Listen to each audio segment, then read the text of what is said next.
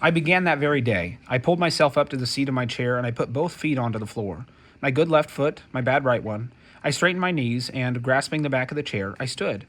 I want you to understand what the problem was. I could stand, of course. I could hop one footed if I wished to, but I was far faster on my hands and knees, and our flat was so small that I didn't bother to stand straight very often. My leg muscles, particularly in my right leg, weren't used to it. My back felt weak, but all that was secondary. If the only thing I'd had to do was stand upright, I would have been fine.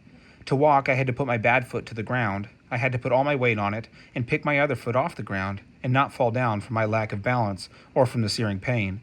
I stood by the chair that first day, wobbling. I slowly shifted some of my weight from my left foot to my right. I gasped. Maybe it wouldn't have been so bad if I'd been walking all along. Maybe the little curled up bones in my ankle would have been used to it. Maybe the thin skin covering them would have been tougher. Maybe. But I'd never know, and none of this standing business was getting me any closer to Jamie. I let go of the chair. I swung my bad foot out. I pushed my body forward. Pain stabbed my ankle like a knife. I fell down. Up, grab the chair, steady myself, step forward, fall down. Up, try again. Good foot forward first this time. A quick gasp, a swinging of the bad foot, and then crash. The skin on the bottom of my foot ripped, blood smeared across the floor. After a while, I couldn't take it anymore. I dropped to my knees, shaking, and I got a rag and wiped up the mess. That was the first day. The second day was worse. The second day, my good foot and leg hurt too. It was hard to straighten my legs. I had bruises on my knees from falling, and the sores on my bad foot hadn't healed. The second day, all I did was stand, holding the chair. I stood while I looked out my window. I practiced moving my weight from one foot to the other. Then I lay down on the bed and sobbed from the hurt and from exhaustion. I kept it secret, of course. I didn't want Ma'am to know until I was good at walking, and I didn't trust Jamie not to tell her. I suppose I could have shouted the news down to the street, but what good would that have done? I watched people out my window every day, and sometimes I did speak to them, but while they often waved and even said, "Hello, Ada," they almost never really tried to speak to me.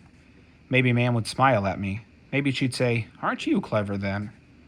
In my mind, I went further. After a hard day, when I was holding my leg on the bed and shaking from the effort of not crying anymore, I thought of Ma'am taking my hand to help me walk down the stairs.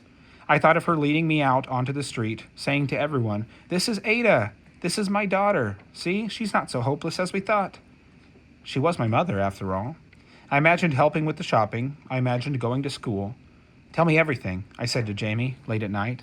I held him on my lap near the open window. "What did you see today? What did you learn?" "I went into a shop like you asked me," Jamie said. "Fruit shop. Fruit everywhere. Piled up on tables like—" "What kind of fruit?" "Oh, apples. And some like apples, but not quite. And round things that were orange and shiny. And some that were green." "You've got to learn the names of them," I told him. "Can't," Jamie said. "When the shopman saw me, he chased me out. Said he didn't need any dirty beggar stealing his fruit, and he ran me off with a broom." "Oh, Jamie, you're not a dirty beggar. We had baths sometimes when Ma'am got to disliking the way we smelled. And you wouldn't steal." "Of course I would," Jamie said. He put his hand inside his shirt and pulled out one of the not-quite apples, lumpy and yellow and soft. It was a pear, though we didn't know it then. When we bit into it, juice ran down our chins. I had never tasted anything so good.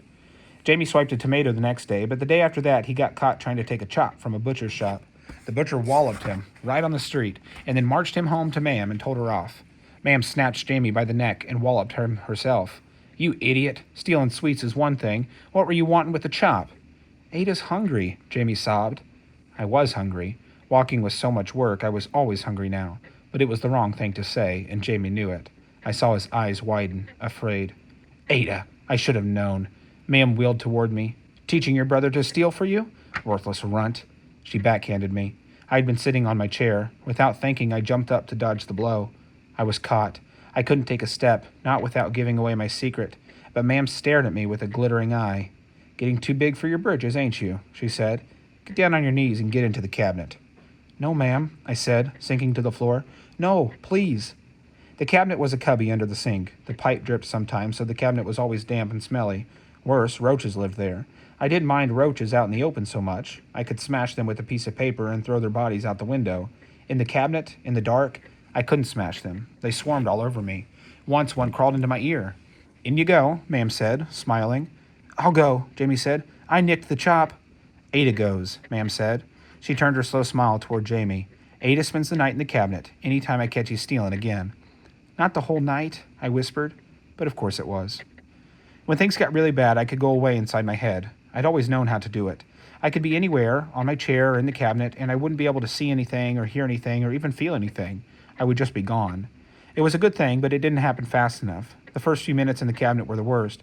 And then later on, my body started hurting from being so cramped. I was bigger than I used to be.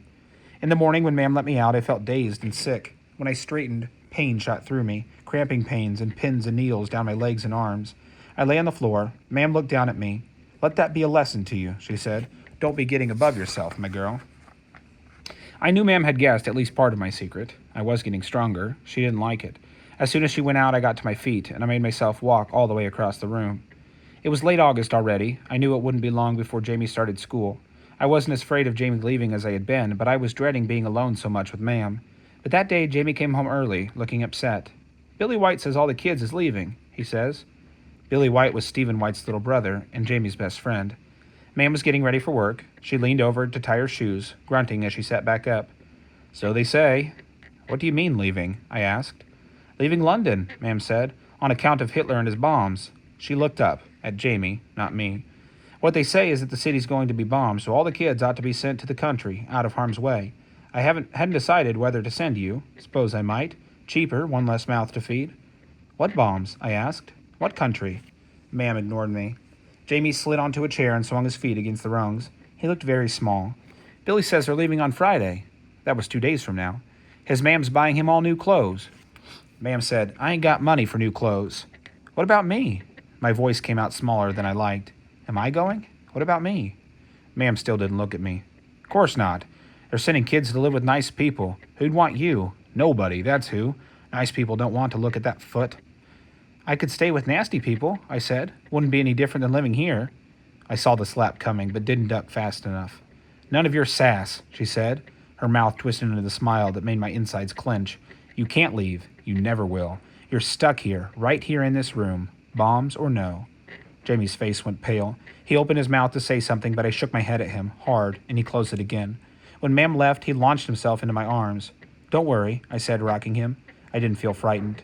I felt grateful that I'd spent my summer the way I had. "You find out where we have to go and what time we have to be there," I said. "We're leaving together. We are."